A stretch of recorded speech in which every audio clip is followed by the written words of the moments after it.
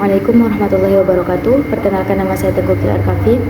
Di sini saya akan menjelaskan metode penyebaran dakwah dari Wali Songo. Salah satu tokoh yang saya ambil adalah Sunan Ampel. Sunan Ampel atau Raden Ahmad lahir pada 1401 Hijriah di Campa.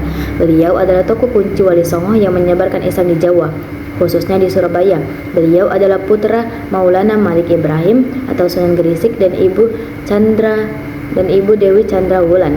Metode penyebaran dakwah Islam Sunan Ampel adalah melalui pendekatan budaya, pernikahan politis, dan mendirikan pesantren di Ampel Denta, Surabaya dengan ajaran terkenal Moh Limo atau 5 pantangan, yaitu Moh Main, Moh Ngambe, Moh Maling, Moh Mandat, dan Moh Madan. Sekian dari saya. Wassalamualaikum warahmatullahi wabarakatuh.